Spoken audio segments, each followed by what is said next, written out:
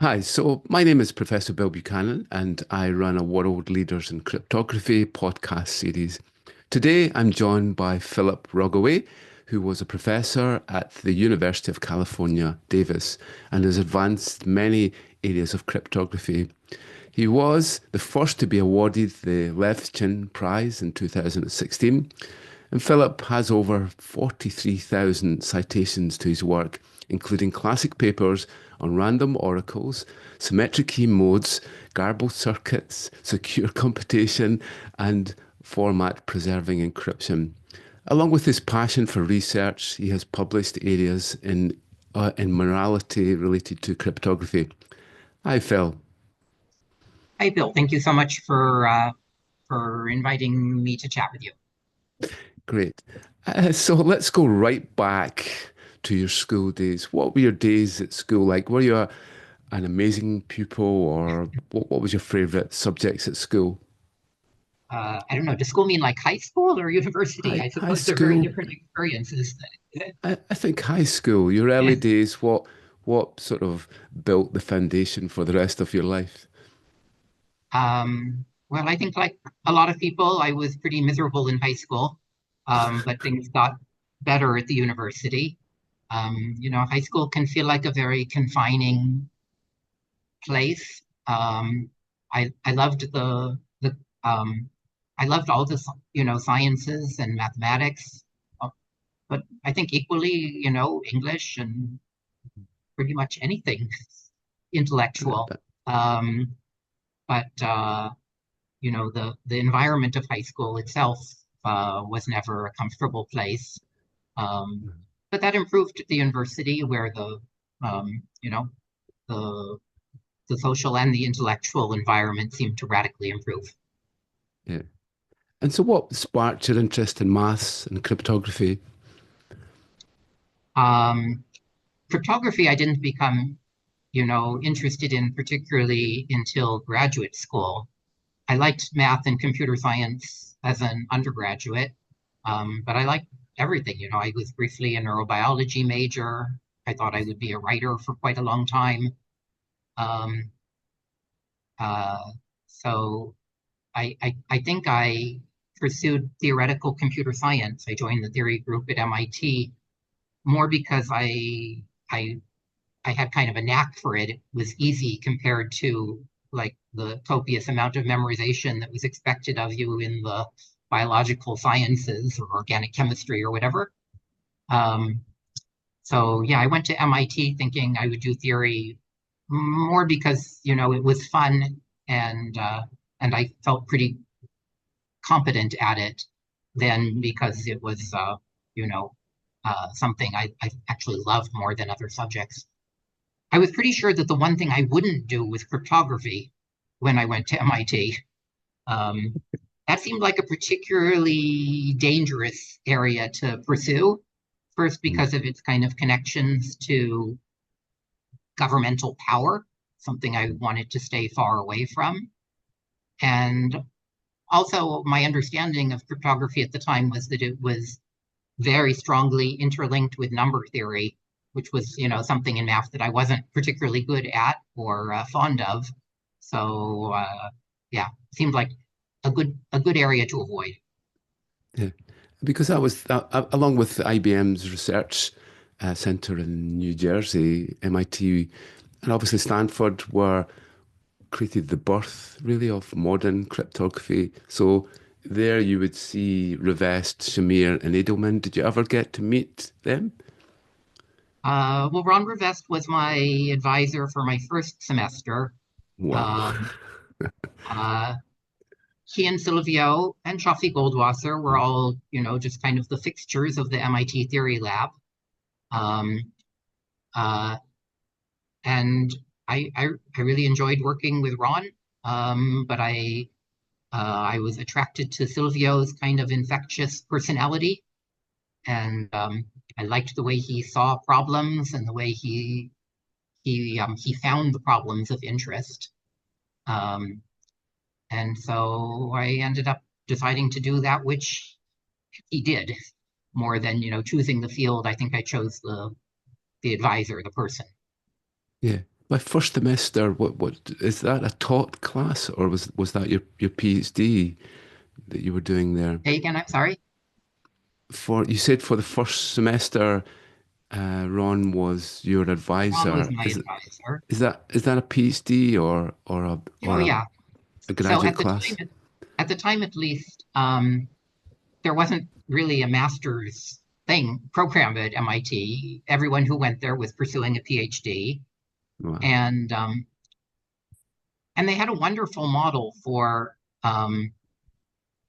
funding graduate students. The money that faculty members brought in was essentially pooled, and you were supported by conceptually, the theory of computation group. So you would work on whatever problems you identified, and I think you didn't necessarily feel some kind of fealty towards, working on a problem from a particular advisor. Um, Mhm. Ron had introduced me to a really interesting problem right away at MIT, and that's how I found myself working primarily with him. So Um, that's Boston, and you obviously end up in California. You see a lot of cryptographers take that route, perhaps because of the winters in Boston. But to move to California, what was the move to California about? um, well, I imagined that I eventually belonged back in California because of its proximity to the Sierras. When I was Mm. quite young, I loved to go backpacking in the mountains and was always kind of setting my sights on returning somewhere within a few hours' drive of the Sierras. Um, Other people may have different motivations for getting to California. Um, Cambridge seemed like a pretty good place to be working as well, at least if you liked the urban environment. Yeah, that's good. And so, what would you say was the highlight of your academic career? You have a long career in academia, published so many papers. I know that you love teaching too, so we Uh-huh. shouldn't avoid teaching in your academic profile. But what would you say was the major highlight? Um, well, when I look back on things, the uh, probably the thing that stands out most is writing the essay, The Moral Character of Cryptographic Work, and giving the IACR Distinguished Lecture on that topic. Mm. You know, um, when I was invited to give the talk was just after the Snowden revelations, and I had decided almost immediately that my talk would need to be responsive to them. Um, but it was pretty intimidating to try and prepare, um, you know, a lecture that I would feel happy about, based from where I was at in my understanding of privacy, and uh, it was hard to figure out how I would get to a talk, even though I had 2 or 3 years, lead time from the invitation to the talk and paper. It's a difficult area. I mean, obviously, Whitfield Diffie and others had the same challenge of publishing their work. And I think the original RSA paper, the some agencies tried to not get it published by the IEEE. So that was a difficult time overall. So have your viewpoints changed on the morality of cryptography? Where is your thinking now? I wouldn't say that my viewpoints have changed, but I think as the years have gone by, since the Snowden revelations and since the publication of my own, kind of response to it, um, I think I've become increasingly skeptical that um, that the cryptographic community would really meaningfully engage on this issue, and that we would actually make any significant progress towards privacy and the utilization of cryptography to to help us, achieve better privacy. Um, I think I was more hopeful early on that you know that these problems were in some sense a cultural manifestation, and cultures can change, and I and others would kind of nudge things in the right direction to affect those changes. But none of that really came to be. So, I, I suppose it's breaking out of your community. So too many things in research is happening in a closed community. And I suppose it's really getting people to be able to vocalize into other communities, especially to politicians and so on. And mhm. I think it's people like yourself and people like Whitfield Diffie that have the respect, but maybe we're not producing enough people like that these days that can stand up against backdoors in cryptography. It's a difficult one, and you're never going to win this argument. On the one hand, there are bad people using end-to-end encryption to do bad things. So the Tor network is probably fine. Technically, it's great. But if it hides bad things, then really that can be bad for society. But the majority of things are obviously related to the privacy of the citizen. So what what methods do you think we could put in place to improve this privacy? Is it just a matter of taking the methods that were created in the 1980s and now applying them? It seems to take about 20 years for any advancement in cryptography to really be integrated in a real way. What's our future for privacy-aware cryptography? Well, I think what we get, what we've actually achieved, is kind of an expression of of collective values and funding. So most technology is developed by private companies and by individuals supported by large governments and those same private companies. And so, you know, while it's difficult you know, to point to how these forces, push a given individual or a given, paper, in some direction, I think overall these vectors uh, cause the community to focus on, well, what I called in that moral character essay, crypto for crypto or crypto for security, not crypto for privacy, because Yeah. that those beneficiaries effectively have little economic voice and little political voice. So, without a kind of fundamental change in how cryptography is funded and you know uh, what people value, I think that's going to stay entrenched in that manner. Yeah, that's an interesting term, crypto for crypto and crypto for privacy. I think you need to merge the two together when you're Mm, designing. You should be security by design and privacy by design. I think we're getting the security by design a little bit better. We're still not good at that. But the mhm. privacy by design, we should be designing systems. And obviously, GDPR, HIPAA, and things like that are pointing towards that. But most of the systems that we have are still legacy systems that were built by companies, by communities, and focused around the roles of those communities. And citizens are really just an add-on to that model. So you won the Real World Crypto Awards. That was the first one that was awarded for groundbreaking practice-orientated research. What does that term actually mean? What is it about your work that you can actually define as groundbreaking practice-orientated research? Well, I guess this is actually even then kind of a shorthand for what Mihir Bellari and I have sometimes termed practice-oriented provable security. Excellent. So Yeah. um, that phrase is meant to capture a kind of approach and line of work that starts from the provable security paradigm that was developed in the early 1980s by, Shafi Goldwasser, Silvio Macaulay, Manuel Blum, Andrew Yao, um, Oded Goldreich, this kind of community of individuals who had these wonderful ideas this wonderful idea that, cryptographic goals can be rigorously defined, that you can have, a model of computation in which an adversary has particular capabilities, and the adversary's goal is, with respect to these capabilities, is likewise defined.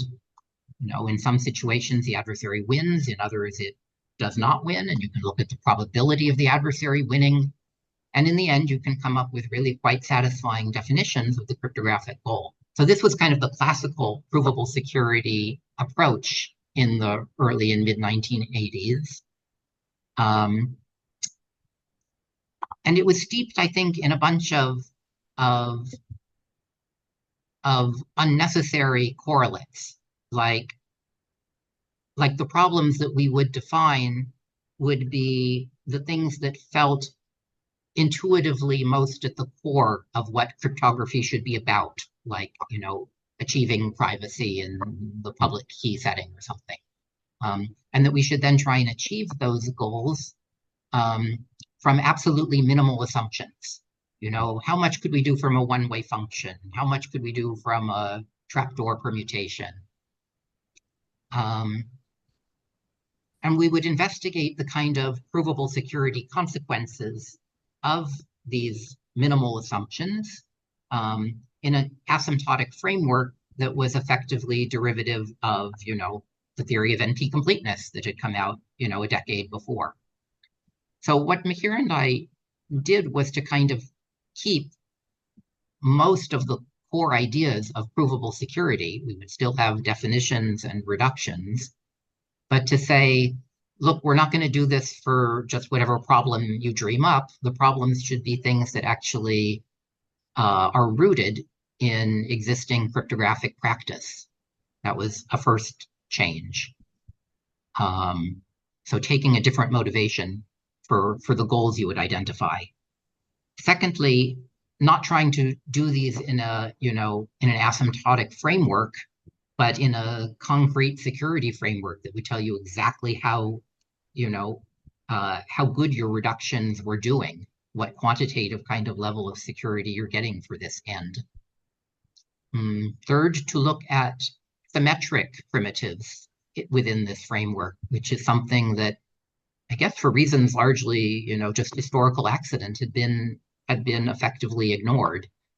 And to also be willing to investigate models of computation, which were in some ways like non-standard.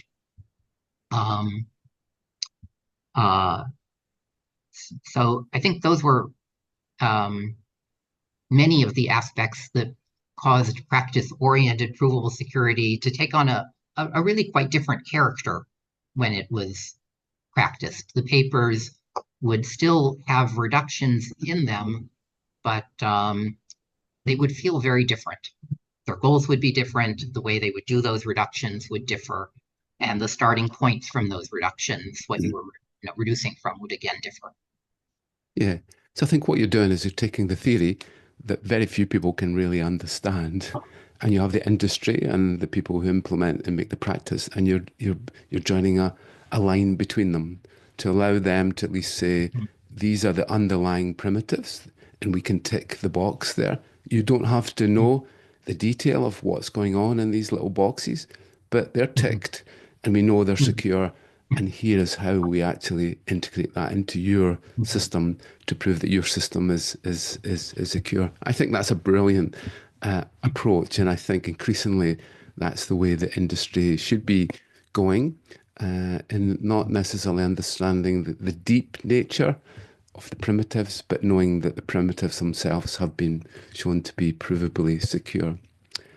So, well, I think one thing we didn't understand at the beginning of trying to bridge theory and practice in this way was the extent to which the theory would have to itself change. So it wasn't like you could just take the existing kind of approach in, the classical cryptographic papers and say, okay, now let's do what's necessary to turn this into something practicable.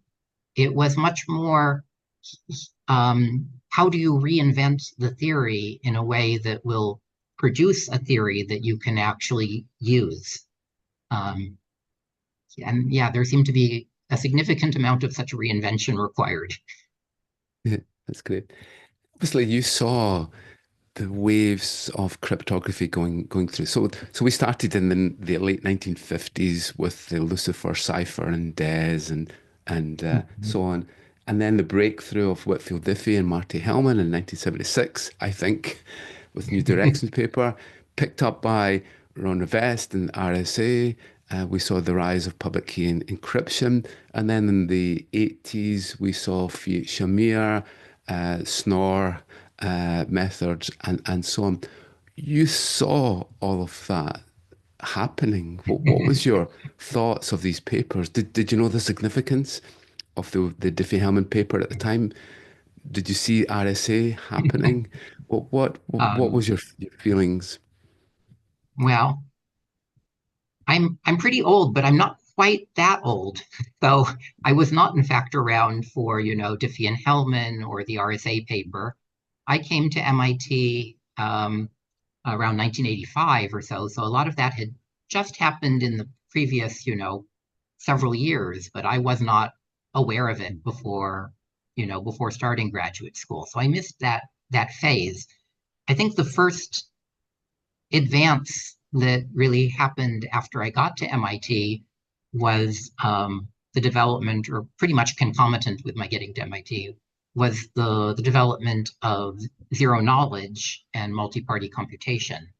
So the GMR and the GMW papers that introduced zero knowledge and that introduced and well, provided first solution for multi-party computation. I think I didn't have a sense, particularly that, uh, um, not at the beginning, at least, that like Diffie-Hellman or RSA were the landmark papers, but rather what I was exposed to most was that the landmark idea was provable security, which of course was absent from Diffie-Hellman. Um, um, I think I would much later come to appreciate that paper, which I think it probably took me several years, even after grad school, until I until I read it and saw what an insightful paper it really was. Um, um, the papers that I saw coming out at MIT at the time, I assumed would be, would go down as great papers because I don't know, that was the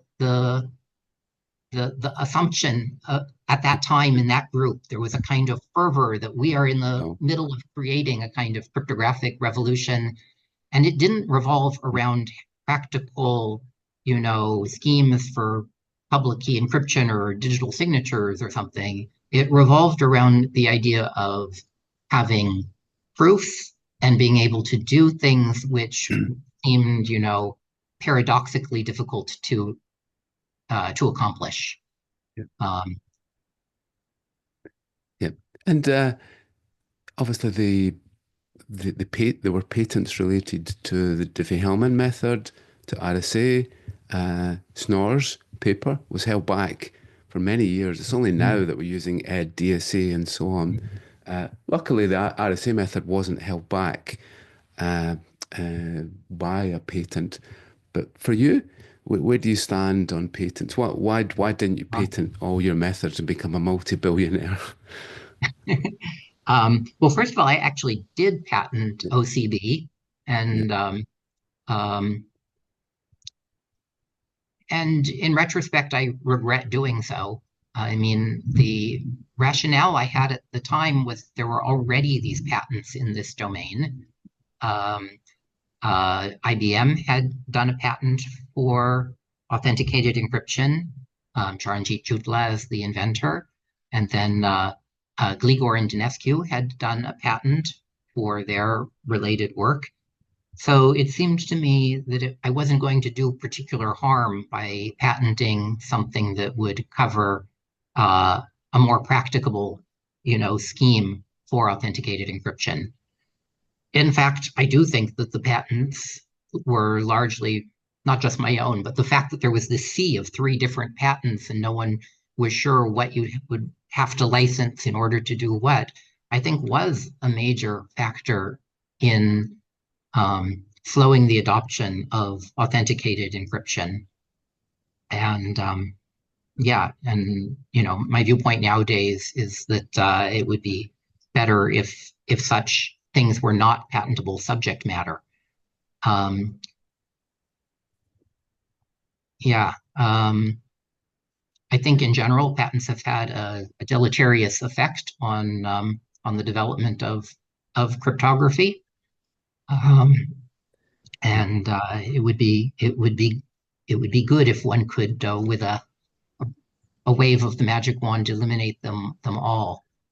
I had briefly thought that patents could be used in a kind of, backhanded way to keep technology from being used for ill. So the way that I tried to patent my contributions to authenticated encryption, allowed free licenses in the end, for essentially anyone except the Department of Defense, or defense related work.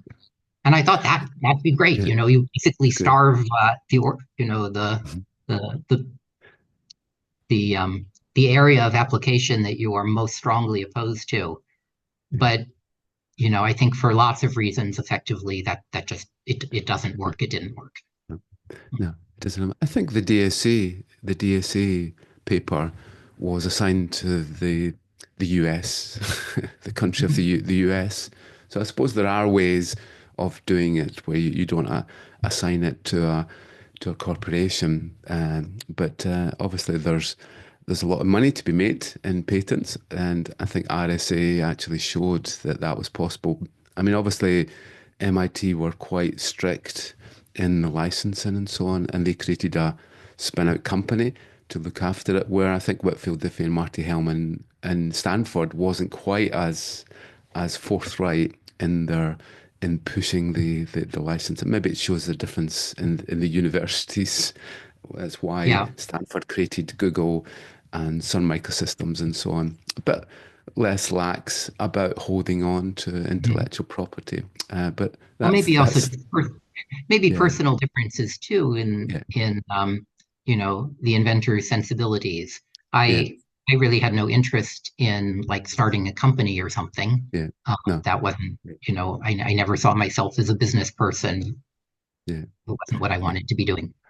yeah. Mhm. I think Mark Len Edelman, I think, kind of says that too. So he was more of an academic, more of a pure mathematician and so on. And I don't think he was ever comfortable. Where Ron was much more maybe of a business person. I don't think Len was ever that enamored by business life.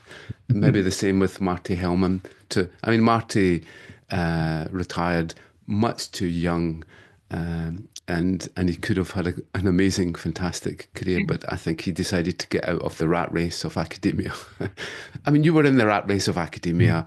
You're pushed for citations and research Mhm. grants and so on. Is that a good, healthy environment? Did you ever clash Uh-huh. with management, and were there people on your back saying, where's the next research grant and where's the next amazing paper? I mean, obviously not in your case because you produced so many papers, but did you have that Mhm. tension within academia? Well, going back to one thing, I think Marty Hellman didn't exactly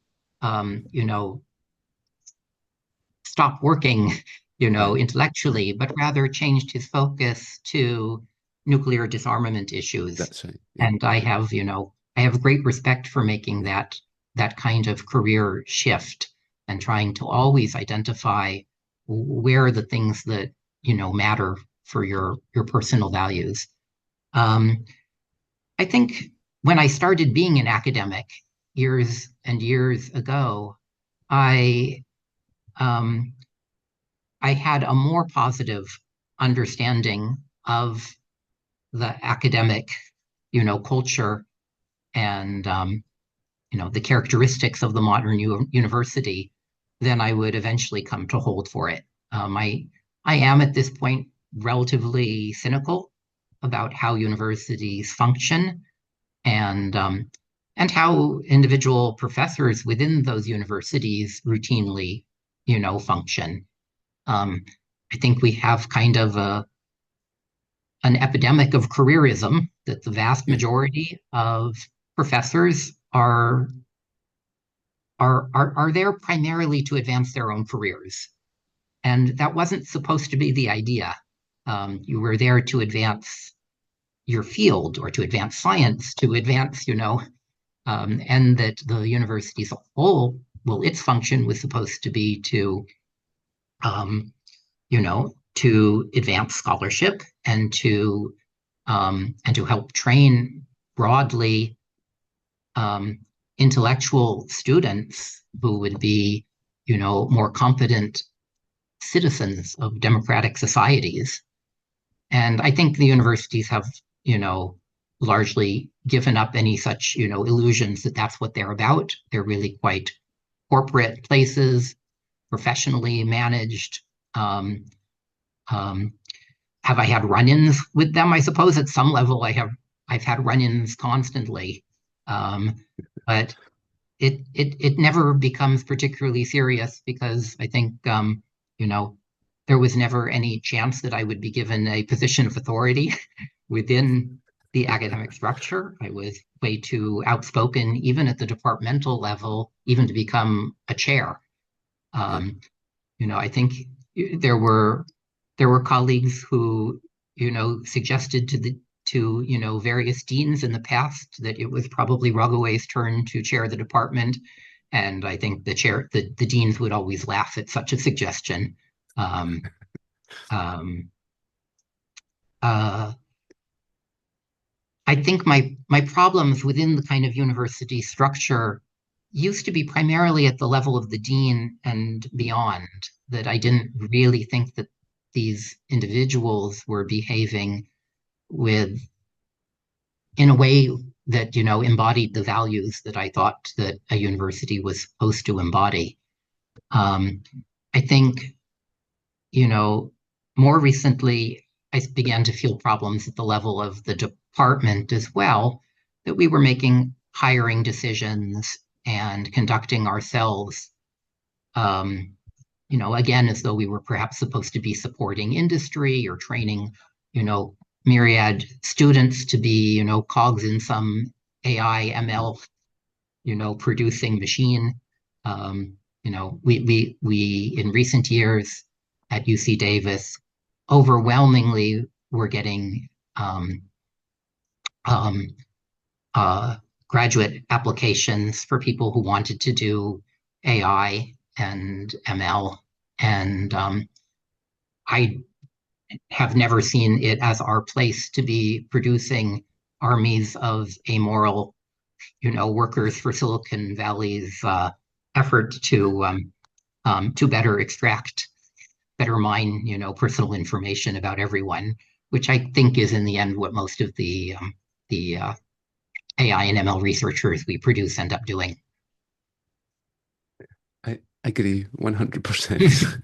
I think we're moving towards a monopolistic, duopolistic world. Microsoft, Google are sucking up all the intellectual property of the world and then spitting it out and then charging us back for it. It's a worrying time. So I completely agree with your viewpoint. Maybe we can come back to that little debate at the end. So one of your classic papers, I think it's the most cited papers, talks about random oracles. Can you give a basic explanation of what a random oracle is and how it creates effective protocols? Sure. So, um, a really common situation we have found in cryptography is that we could achieve our goals, but not very efficiently. So, like, you could achieve public key encryption, but to provably do so, at least under minimalistic assumptions, at least in the 1980s, required really quite inefficient schemes. So the random oracle paradigm was invented in large part um, to permit one to have totally practical schemes that would have some kind of provable security guarantee.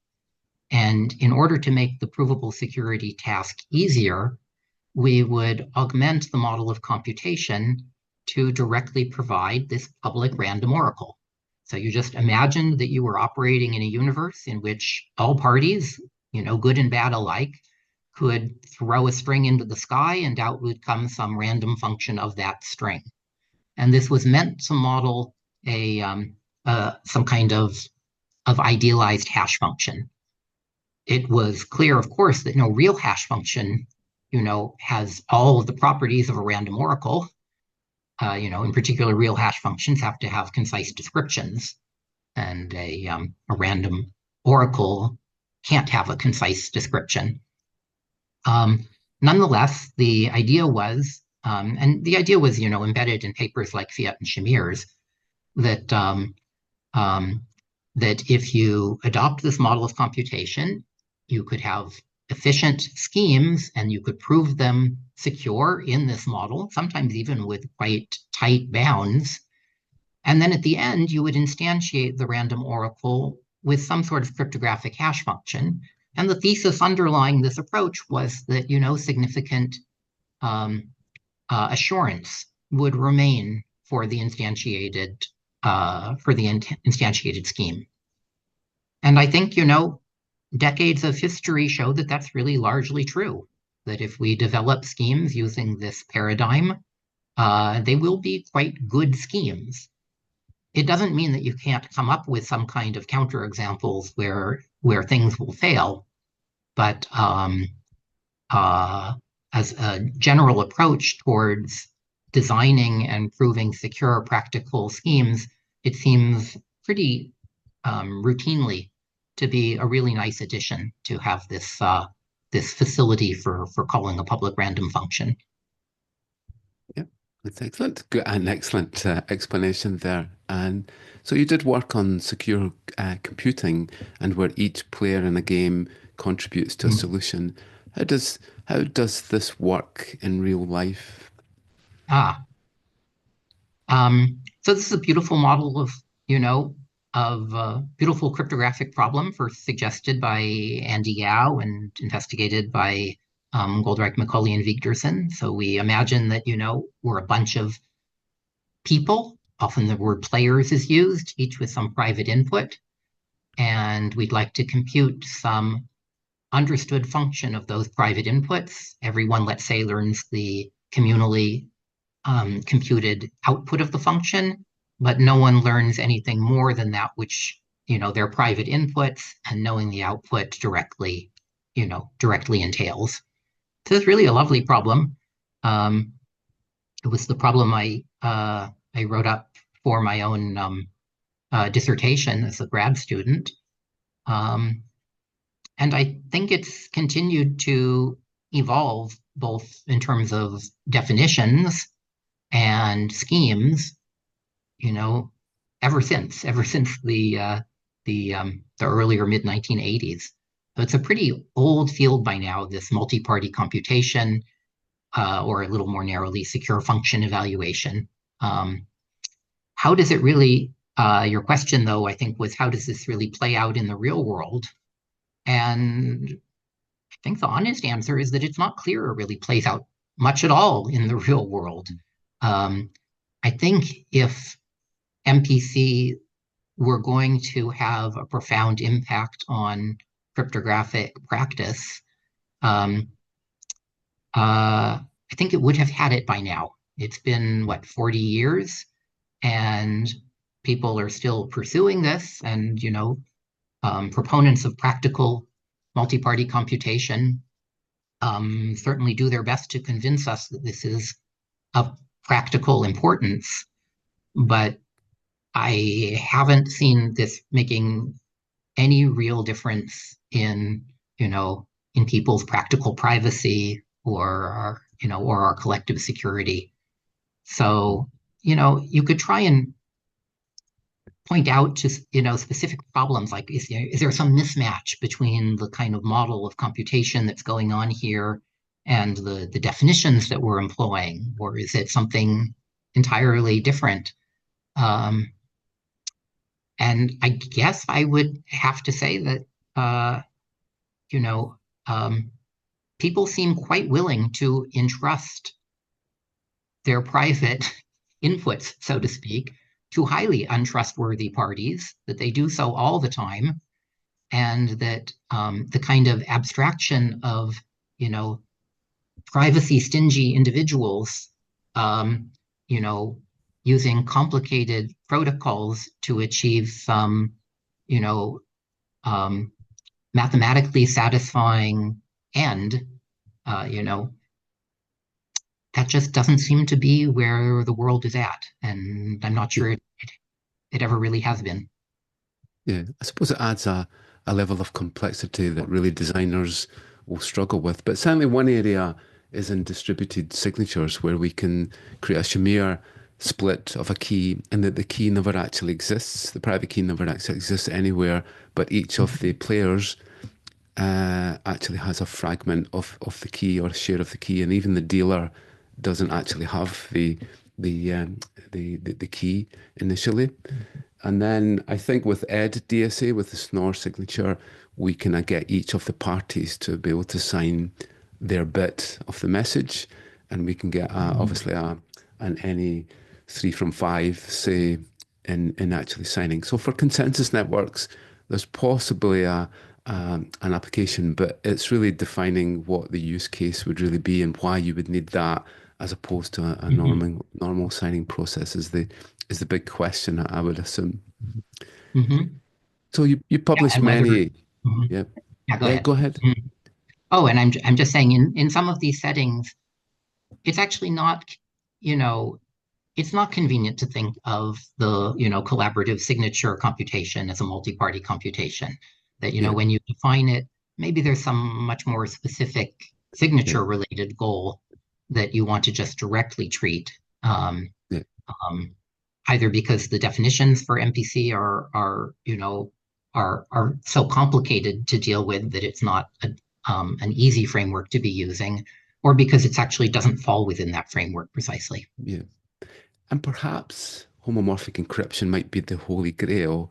So you see models now. Mhm. I mean, a neural network is basically just matrix, vector, matrix multiplication, just like machine learning, but you can actually encrypt data at its source and then you feed cipher data into the neural network. So none of the neural network can actually see anything that goes on. And I suppose that could be created as multi-party computation where you could split the neural network model up. But again, you're dealing with cipher bits, so it doesn't really matter that much. So it's really interesting that you think that we're just not at the point of implementing multi-party computation. I suppose Moore's law has increased, so who cares? We now have my Um, Apple has, I don't know how many cores on it, it has GPUs and so on. So I suppose we've never really needed to split computation that much. mhm. And we only deal with the parallel problems that are natural. So I suppose that's one thing. And obviously with us moving to GPUs more. And it's funny when you talk to some homomorphic people that they say that the architecture of computers needs to change because we have this von Neumann architecture and these small registers that we have, and it's not efficient for running some of the latest cryptographic methods. And the move towards GPUs and so on will actually see a change of architecture in computing. You see, I think Elon Musk has built a data center with thousands, tens of thousands of these GPUs. And that's a big change from what it was in the past. These were data centers with servers that had a very traditional model. So maybe the change of the architecture in a computer will move multi-party computation on a little bit more, but perhaps not. Well, the fact that these huge data centers exist and are being, you know, created in essence to take away Yeah, the information that's held privately on your laptop is already kind of yeah, pointing to a diminution in privacy that I don't think you're likely to recover by using fancier and fancier schemes running on those servers. yeah, Instead, those servers will primarily be used for holding the private information, which probably ought to have been distributed to ordinary people, you know, yeah, across the globe. yeah, yeah. Yeah, I agree. So you published so many classic papers with Mahir. Uh, what made you such a productive research team? Um, yeah, it's an interesting question. I've sometimes wondered myself why, Mihir and I seem to work so well together.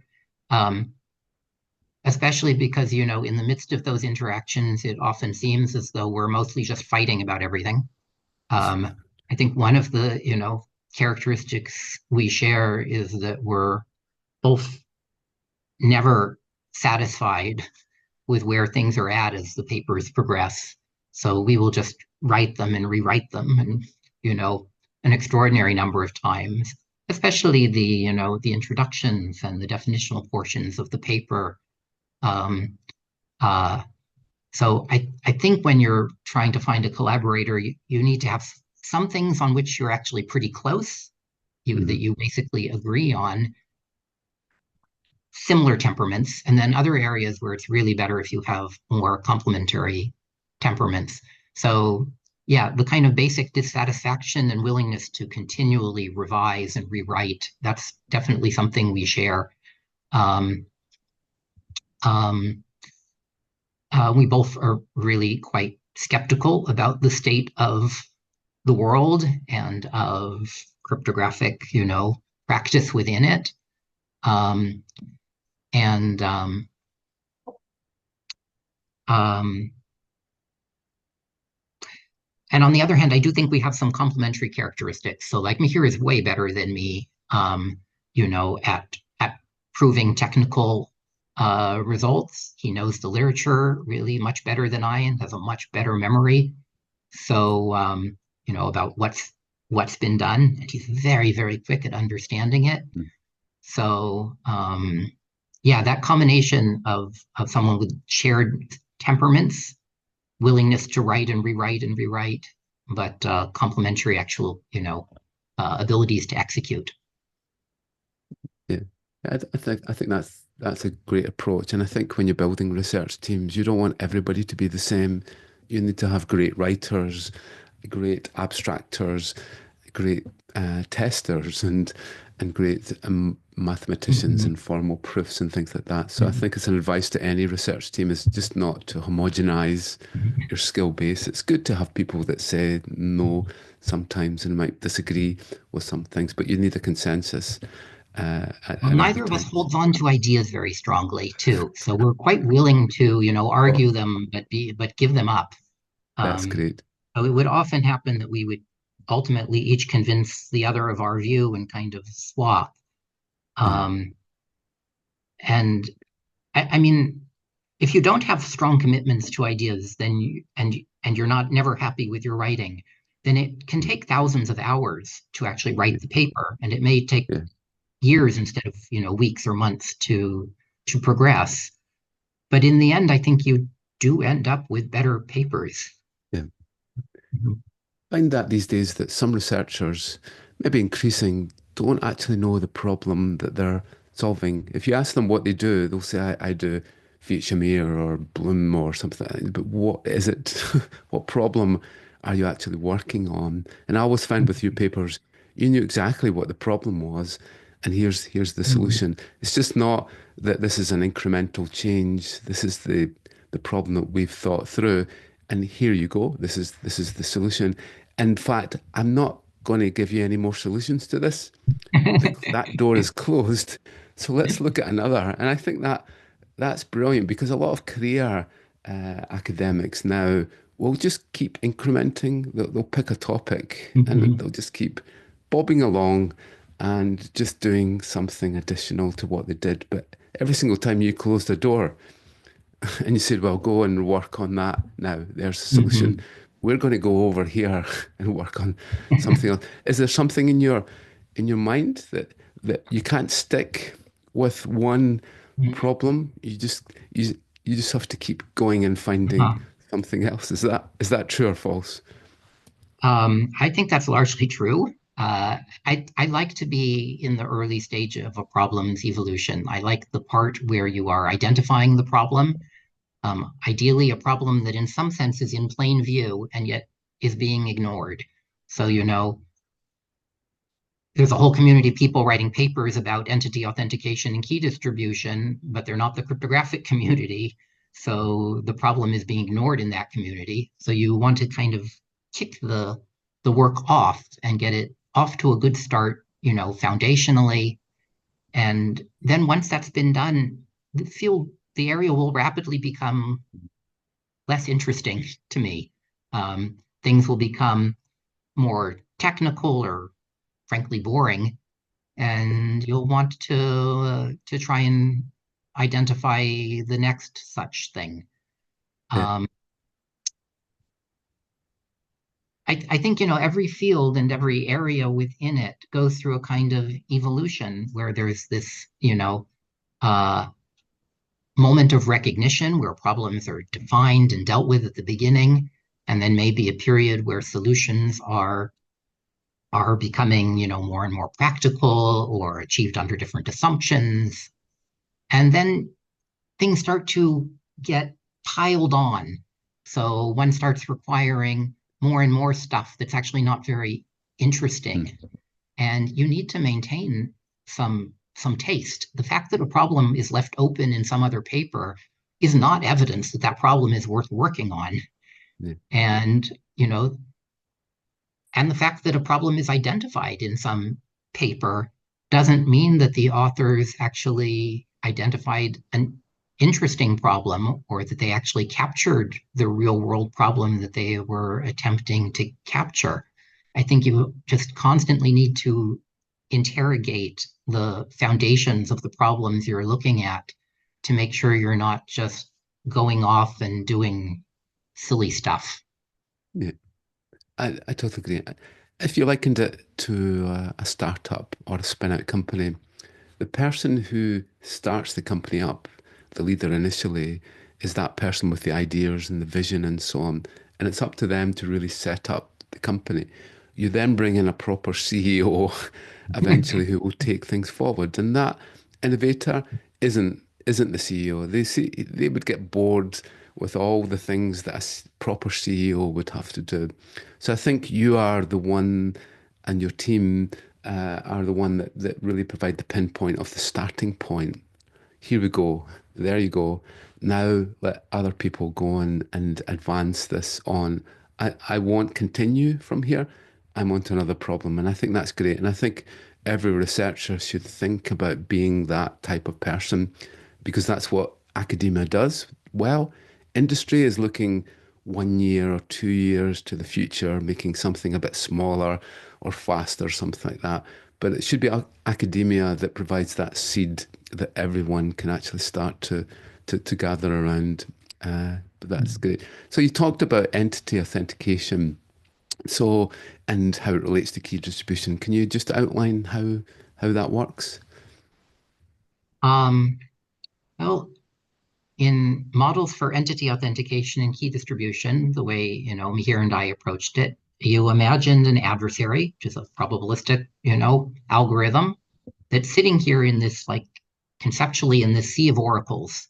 And the oracles are really just like probabilistic stateful functions. They're like APIs to, subroutines that you can call. And you specify the behavior of those oracles, those procedures.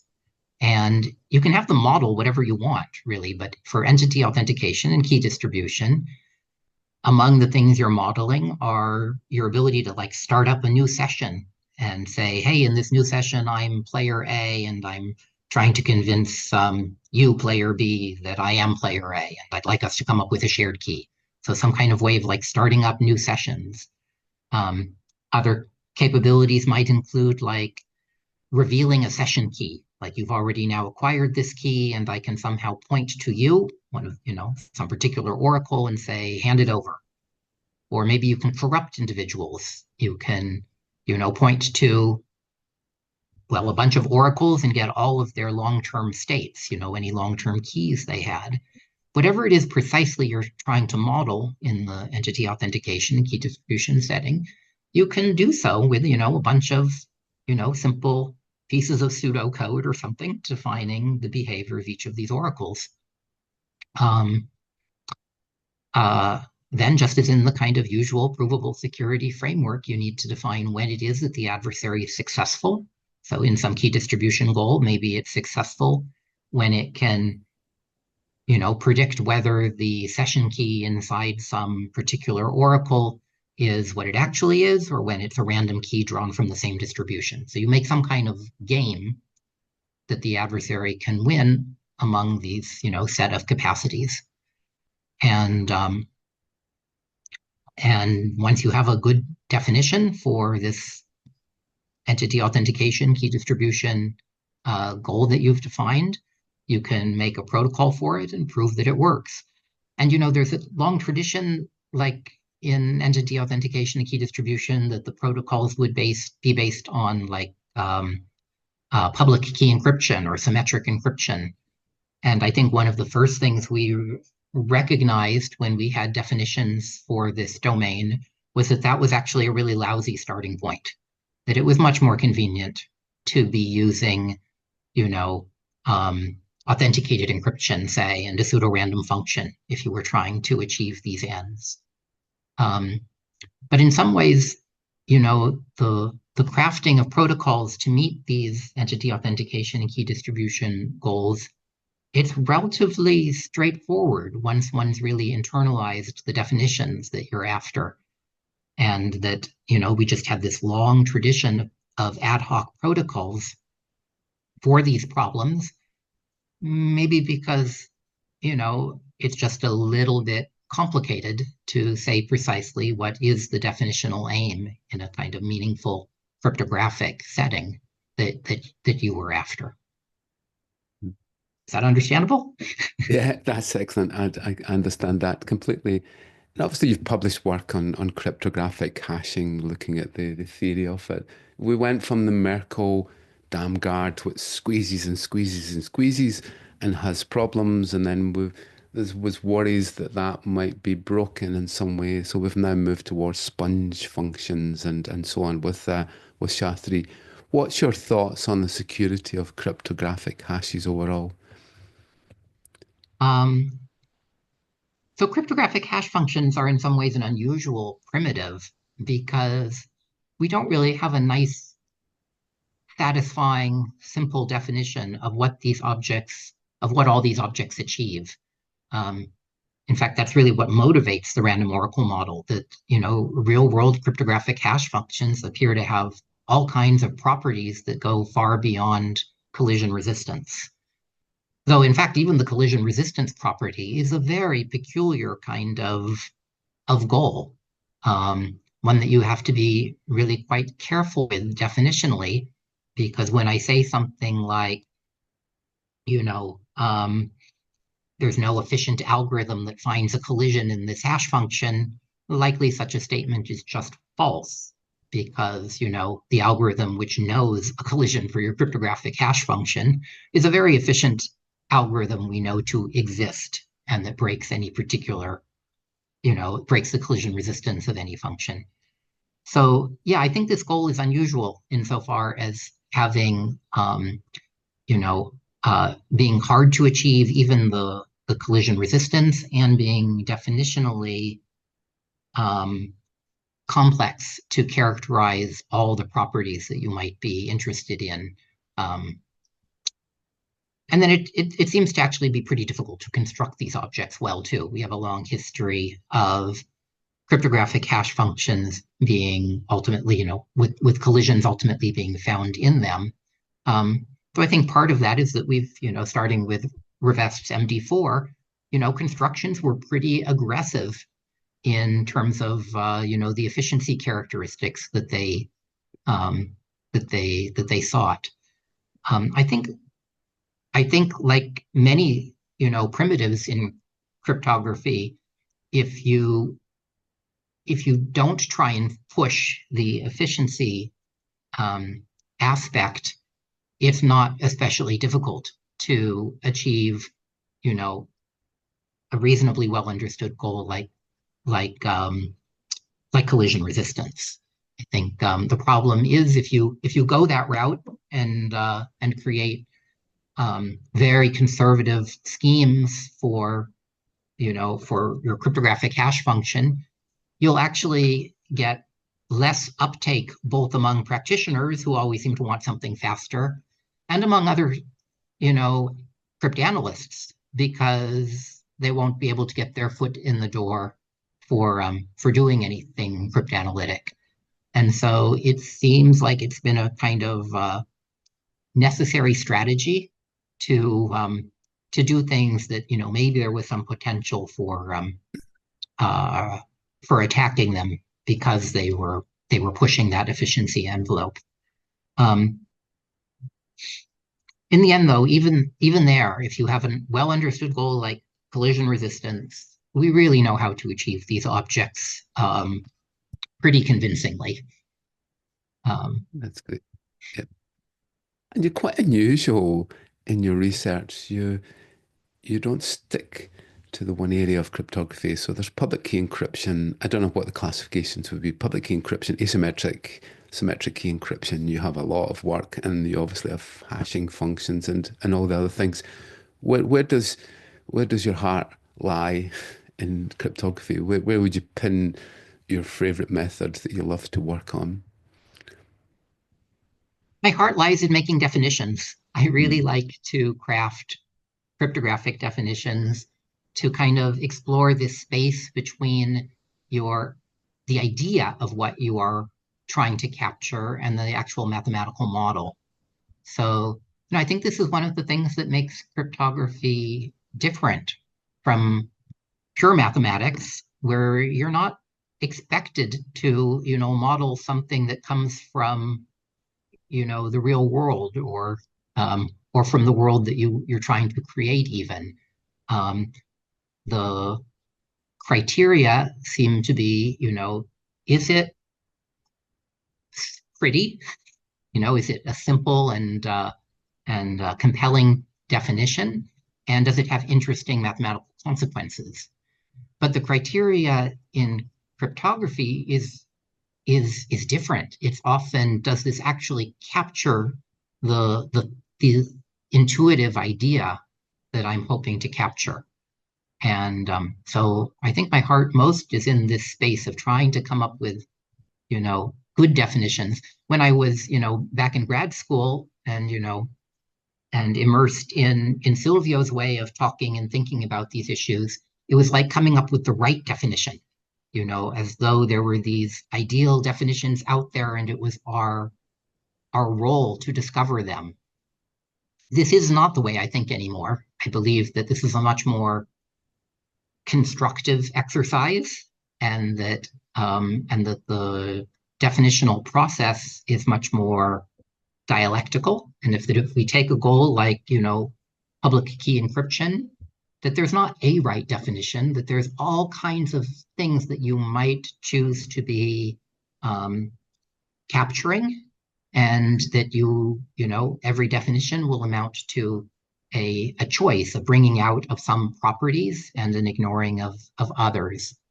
I think that you can largely change a field by changing its definitions. In some sense, that's what the whole lesson from authenticated encryption has been, that you start off with this conceptualization of encryption as like, this is only about privacy. We're only trying to achieve something like semantic security against chosen plaintext attack or something. And then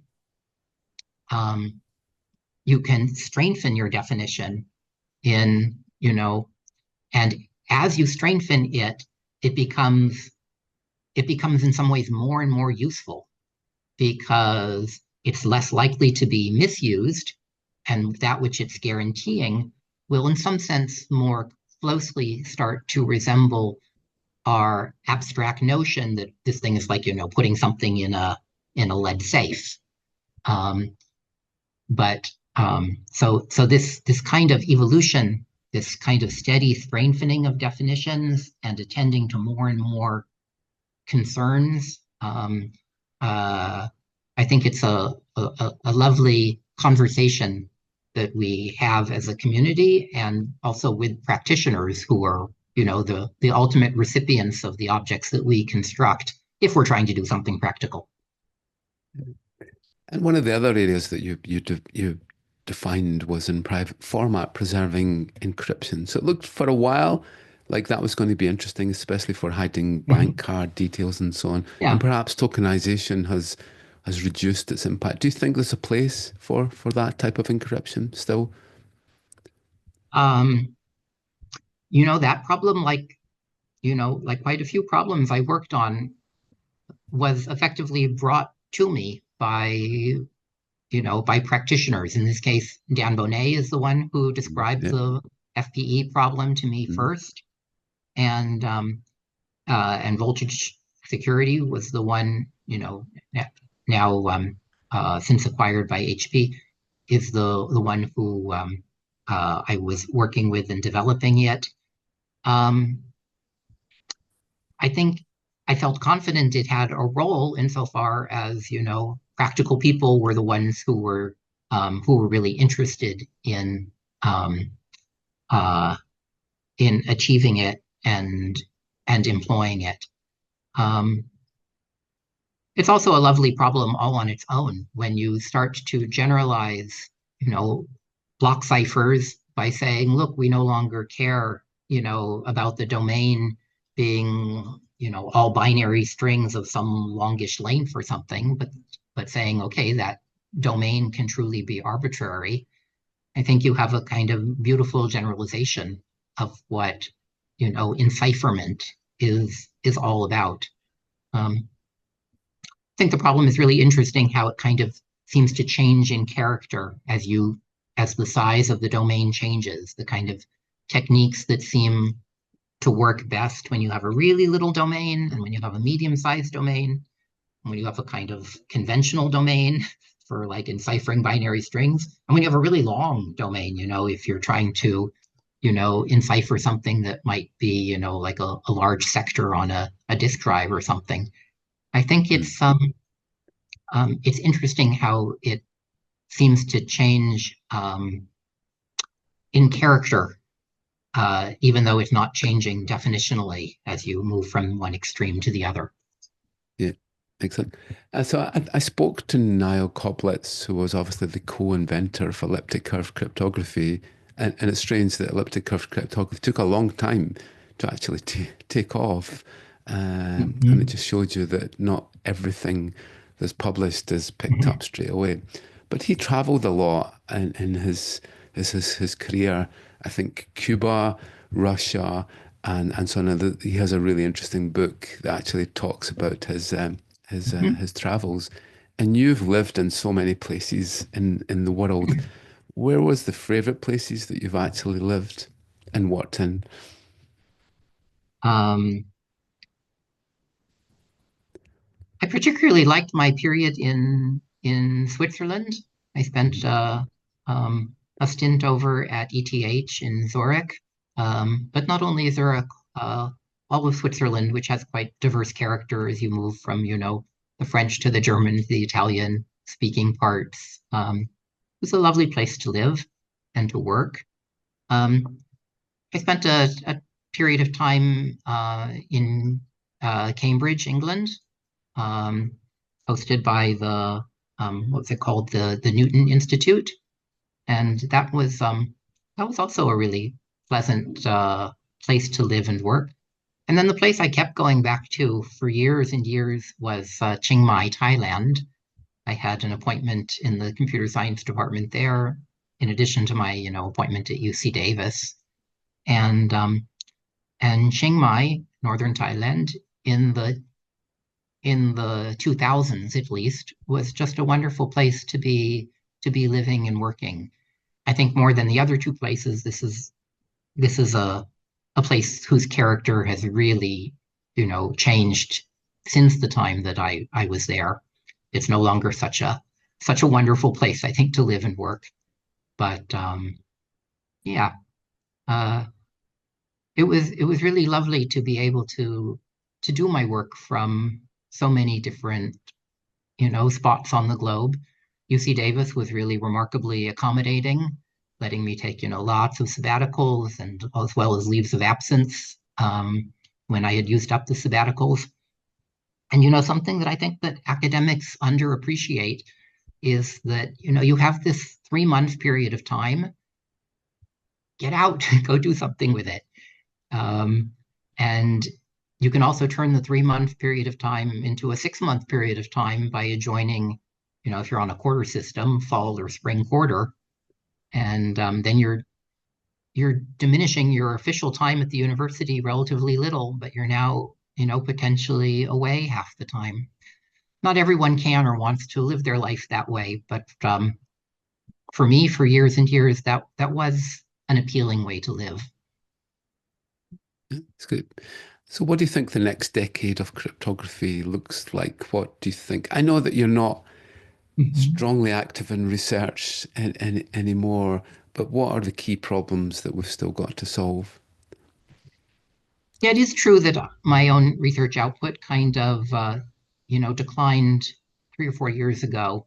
Um, Largely, that was um, a sort of dissatisfaction with where the field was at. When I would look through the proceedings of, crypto or Eurocrypt, a smaller and smaller fraction of the papers actually seemed interesting to me. Um, People really seemed to be focusing on incremental problems that I didn't see as being either practically important or theoretically important. And it seemed like you needed to have one of those two to be satisfying, at least for my own sensibilities. Um, so, for me, the field began to feel like, you know, uh, uh, a field that was kind of in its period of senescence or something. Um, I'm sure that lots of young people in the field don't want to think that at all and don't want that to be the reality. But it's hard for me to not see cryptography's most interesting days as being in the past. Um, yeah. Yeah.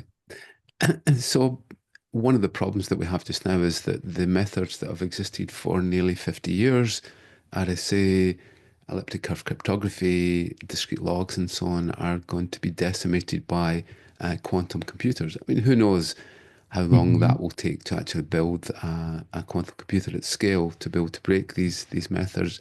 So, what do you think the roadmap will be? I know it's difficult to really look at this, but what's the likely roadmap of us phasing out these existing public key methods and bringing in the lattice methods for the future?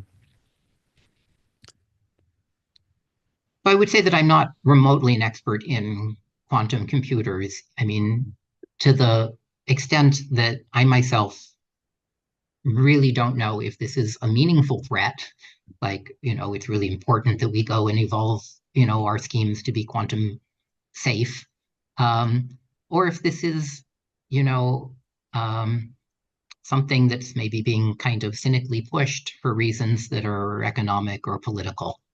Um, uh, I told you at the beginning just how skeptical I am. So my basic assumption is usually more the latter than the former, but I'm not an expert. Um, I think uh, one has to be especially skeptical because it is the NSA and the DoD that are largely responsible for pushing, you know, quantum safe methods. And um, and one thing that clearly comes from, trying to evolve, you know, the ecosystem to include more lattice-based crypto or something is is things becoming more complicated. The methods are more complicated, the analyses and, finding bounds are more complicated, and the entire ecosystem just has more and more stuff in it. And if your ultimate interest is in creating, plenty of holes, plenty of space for exploits, then you want a complicated environment. Yeah.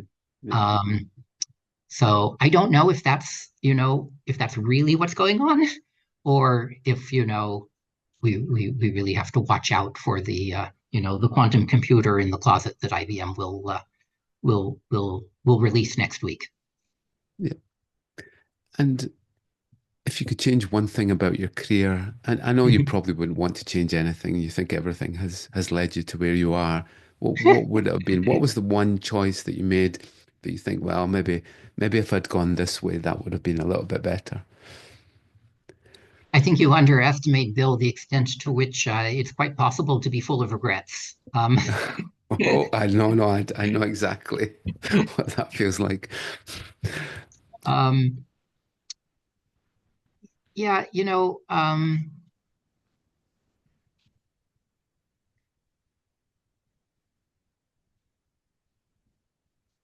I was really ambivalent when I was in college if I would pursue math and CS kind of things, or I would pursue, writing and literature, or if I would pursue the neurosciences or medicine. For a long time, I thought I really should go off and get a medical degree. Even after arriving at UC Davis and spending a few years as a cryptographer at UCD, I went and inquired at the medical school if they would, train me to be a doctor in my copious free time. They strangely would not. Um, uh, in retrospect, I think, cryptography was a wonderful field for creative problem solving, for the kind of puzzle solving nature that, attracts so many cryptographers and people to the theory of computation.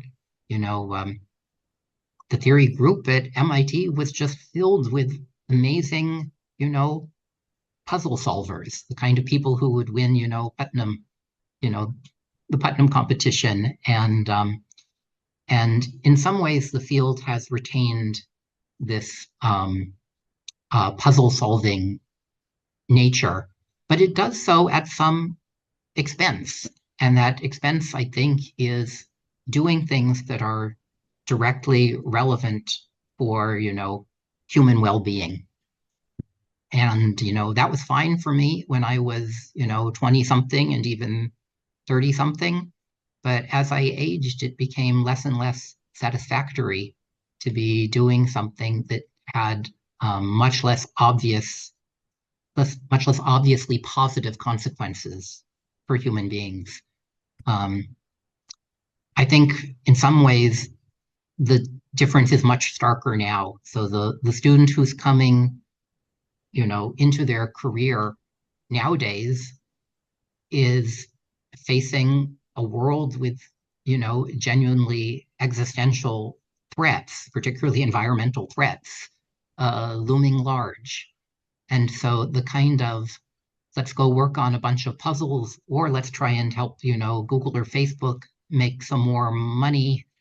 These these kinds of choices feel much more selfish if I internalize them now um, than I thought of them, in the 80s or 90s. So yeah, And do you think uh, I might morals go and back and be a ethics? physician. Yeah, yeah. Do you think morals and ethics really come into researcher training and advice these days? Do you think that AI researchers and machine learning researchers care where the Yeah. technology is actually being used if they can get a publication? Do you think that's one of the problems? Did that happen more when you were active in research, that researchers cared more about what they were actually building and how it could be used? I don't think it was ever dominant that people concern themselves greatly with moral or ethical or social consequences of their research. I think it was always more something that would be written up in a code of conduct, but never actually made operational by individuals. But in recent years, I think the limited extent to which it was, a concern has has dropped off even more.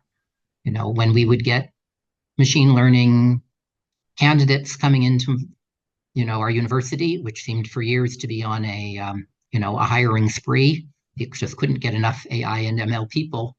I would ask each of them to talk about the social responsibilities of computer scientists and the development as it affects AI and ML especially.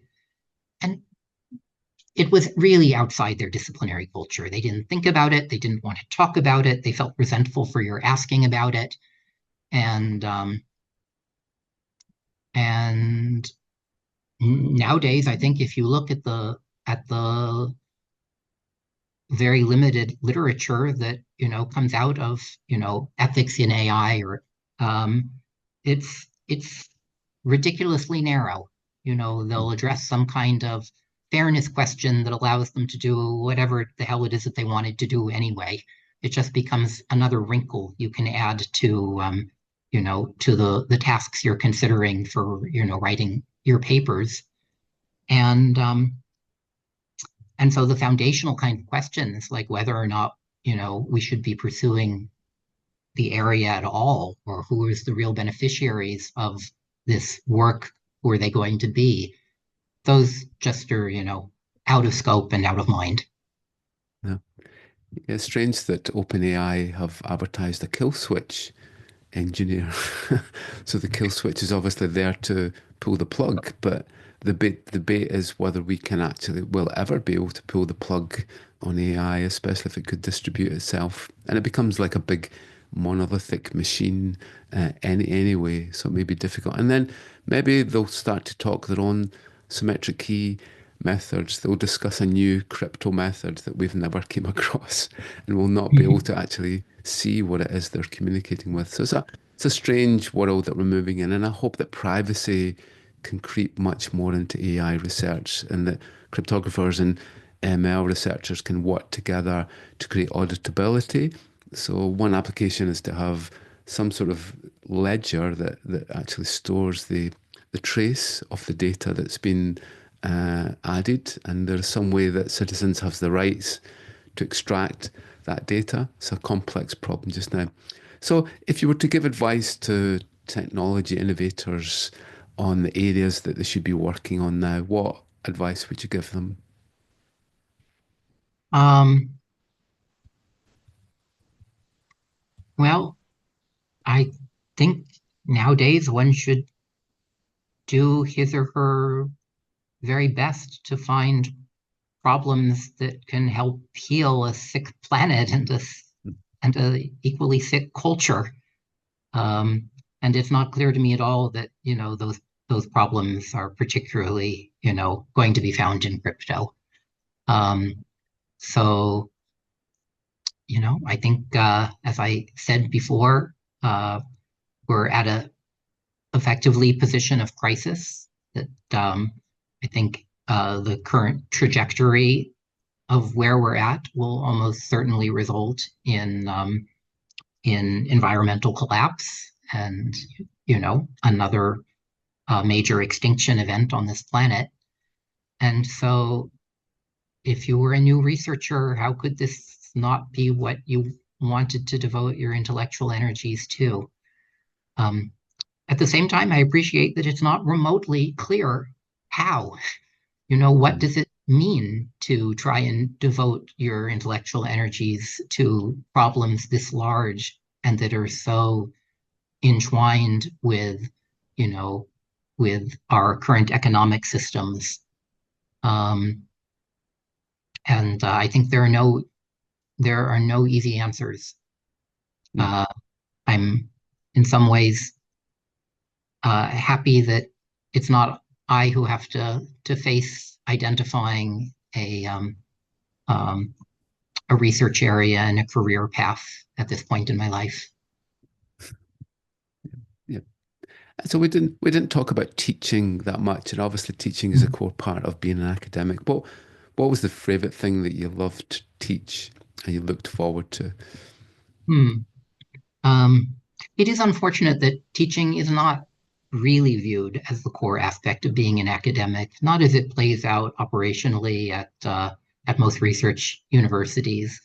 I think to the majority of my colleagues in computer science, teaching is some kind of, burden that they try and do as little of as possible, spend as few hours doing it as possible. And it's really very sad because, you know, I mean, even from a personal point of view, this is the most direct way in which we get to interact with other individuals. The writing of papers, is a is often a relatively solitary undertaking. Even if you have a few co-authors, you're going to be spending a lot of your time, I hope, thinking under a tree and trying to solve your problems. But teaching is so directly, engaging with other people, and so that's that's fun, and um, and the impact you can get from teaching, I think, from your teaching, I think is so routinely um, minimized and underestimated. You know, people assume that the paper you write will somehow have a greater impact. And I think even for, well-cited papers, that's often just not true.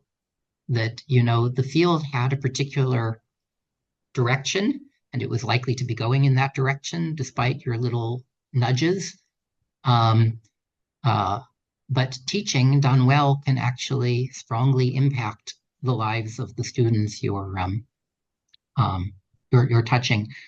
I switched much of my teaching over, about half of it, I guess, from theory topics like, theory of computation and discrete math and cryptography to a class on, it's called Ethics in an Age of Technology, in which we'd sit in a circle and talk about, ethical and social problems that have arisen um, because of our technological pursuits.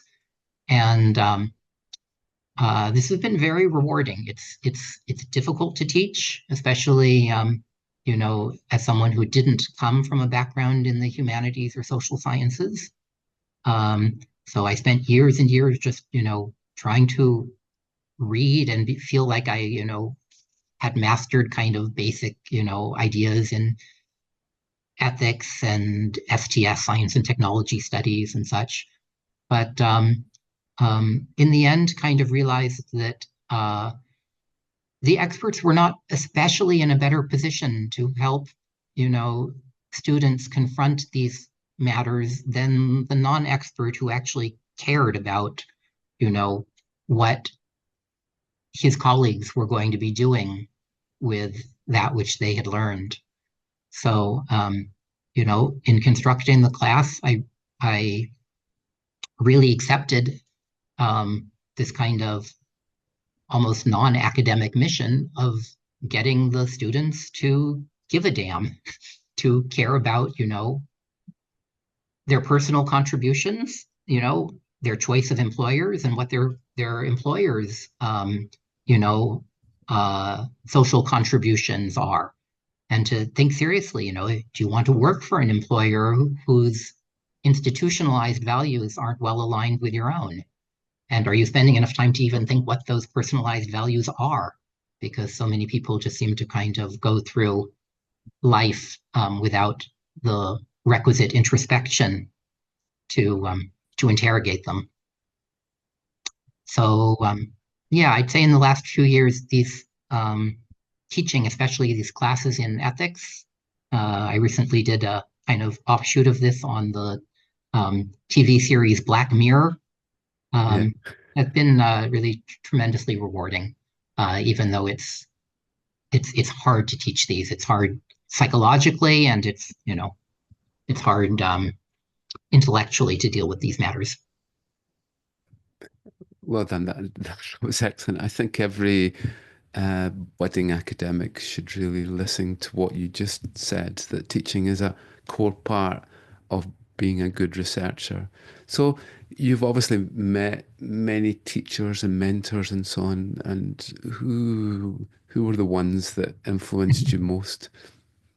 Um, well, for actual teaching methodologies, I was really strongly influenced by Manuel Blum. He used to Yeah. do this thing where he'd show up, and it was never clear if he was like pretending that he didn't know how to solve the problem or if he actually didn't know how to solve the problem. And it didn't really matter because what you would see was this kind of performance in which, he found the reduction. It was a class really devoted to NP completeness proofs, in which he found it over, the 50-minute lecture. And you through kind of imitation, would see how the thought process of, of a great theoretical computer scientist worked. And you could kind of learn to emulate it by witnessing it and being, engaged in it. Um, so yeah, Manuel Blum was highly influential. So was Silvio Macaulay, of course, my advisor. And then, going way back to elementary school, I had a wonderful science teacher back like in the sixth, seventh grade you know, who let me take over the chemistry lab and just kind of do my own thing and, grind up calf livers and study, enzymes. And I think somehow even our really early elementary school, middle school kind of teachers can have a profound impact on us by just making us, I don't know, love love the field that's attracting you. And that's excellent. And obviously citations are a measure of impact, like how you're going to make impact, but it's not real impact. Impact is affecting, as you say, society. It's affecting people. It's affecting the economy. It's making things more secure. That's real impact. So apart from the morality paper, what thing did you do that you actually think has made the biggest change in our world? It's a difficult Well, question, no. um, yeah, I suppose like many people who get to, this stage in life, we look back and wonder if we've had enough of an impact, if we really managed to influence both the people close to our sphere, you know, and further from our personal sphere. We've really influenced them well enough and done as much as we could. Um, I think, my favorite work was that moral character paper because in some ways I feel like it was trying to push its impact in the direction that I cared most about, my field changing. Um, but the years and years of teaching this ethics class have done the same. And I have so many anecdotal kind of, notes and experiences to suggest that there are actually lots of students out there who see the world differently and who see their role in it differently from having, taken even just a class with me. Um, I don't know, we're here on Earth pretty briefly, and Yeah, so uh, you hope to have some small and positive impact, and then it's gone. yeah. It's probably the best way that we can end this interview. Those were beautiful words, and you're right. Even individuals, and when someone comes up to you that you taught 10, 20 years ago and says, thank you so much. They could punch you on the nose, of course, and say, that was horrible and I didn't like what you did. But I think to be a teacher, to be an academic, to influence one person and to change their lives is worth more than all of the research papers in the world. So thank you so much for the great interview. I'm certainly inspired to do good things, continue to do good things, and just keep up the great work. So thanks very much, Phil. I really appreciate you spending the time for this. Well, my Thank you, pleasure talking to you, Bill, and and you too. it wasn't so bad.